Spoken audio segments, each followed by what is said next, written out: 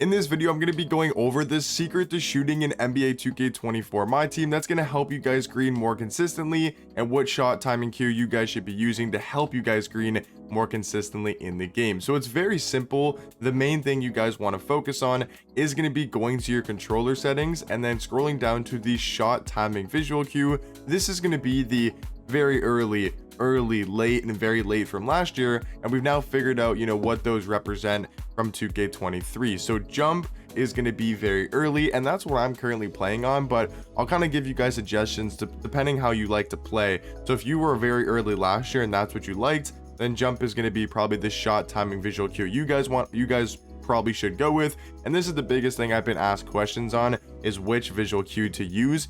Like I said, this is very early from last year. It feels a little bit different, but it is definitely the most similar thing compared to very early from last year. You got set point, which is early from last year, then you got push, which is late from last year, and then you got release, which is very late release timing from last year. If you guys are kind of confused what I mean by last year, in 2K23 there was just something called shot timing, and then you could change it to very early, so your jump shot was on very early timing, or early timing, or late timing, or very late timing.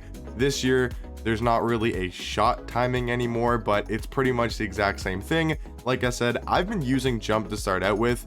It's really worked for me, but I know a lot of people have been running set point, just like a lot of people were running early last year in the game. So for me personally, I would recommend for you guys to try out set point and to try out jump. If you guys are also wondering, I am on all-star difficulty, so if I'm greening in the background, it's not like I'm on rookie or a super low difficulty. So what I would recommend you guys do, don't have to just 100% use jump or 100% use set point, but go into your controller settings and just try them out, right? So now I'm going to switch from jump to set point, and for me it's going to feel like a lot slower of a release. I can still probably figure it out and green very consistently. I think set point for majority of the player base is going to be the better one to use. For some reason I've just really liked very early, which is the jump visual cue, and on a card like Dame I feel like it's perfectly fine. He's got a quick jump shot and it's really easy to green with.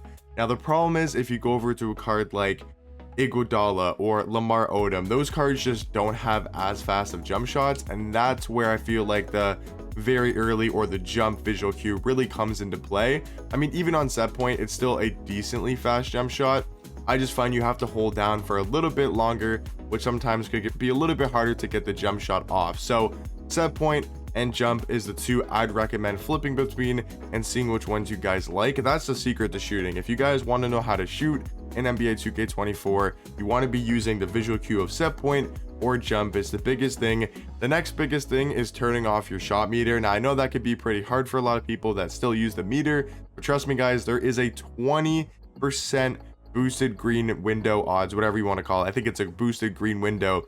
So basically it's 20% easier to green in 2K24 if you have your jump shot meter off. That is a huge difference. So what I'd recommend doing, that I say to all my people that do use the shot meter, is you just want to hop into freestyle. And the way that I did it when I was playing, this might not be the best method necessarily, but I would just put it down to like pro or semi-pro difficulty and then just get used to the feeling. Because if you use meter your entire time playing 2K, some people don't understand this because I used to use meter all the time. Once you switch to this, it feels like the weirdest thing ever, like not being able to see your shot meter if that's what you're used to.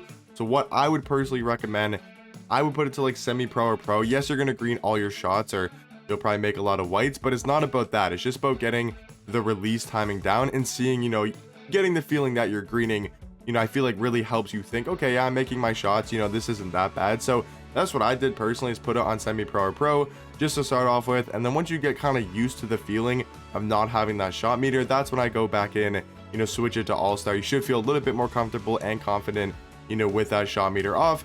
And then when you start playing game modes, definitely go into the offline modes. If you're really just trying to switch that shot meter on to off, go into Triple Threat Online. It's on a super easy difficulty. There's no real penalty for losing. It's not like it's a long game, you just wasted 30 minutes to lose or something, right?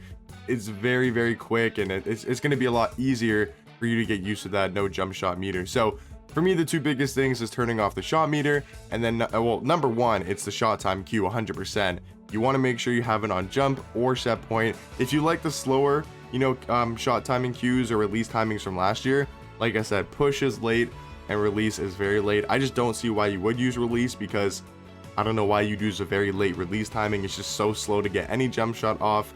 Push, I know some people did like late from last year. I would recommend to go to set point if you're on late. I just think it's a lot better at this stage of my team. Maybe once we get to like the really quick jump shots, then you might want to put it to, you know, push, because the releases are going to be a lot faster. But like I said, I think set point for a majority of the player base is going to be the visual cue that they use. And then we got jump, which is very early from last year, that I think can be solid, and is the visual cue I'm currently using and I've had some pretty good success with. But hopefully you guys found this video helpful. Let me know in the comment section down below, which visual cue are you guys currently using in 2K24? Even if you guys are playing Park, right? Maybe you guys watch my channel or just stumbled across this video. Let me know, what visual cue are you guys currently using in the game? Yeah, hopefully you guys enjoyed and helped you guys out. If you guys have any questions, let me know in the comment section down below. But this should make you guys a lot better of a shooter in 2K24, especially if you're just getting the game and kind of learning, you know, because I think it's on release when you start. I could be wrong. I think it's either on push or release, so you're on a slower release timing, which does make it a lot harder to green with. But hopefully you guys found this video helpful, and I'll catch you guys in the next one. Peace.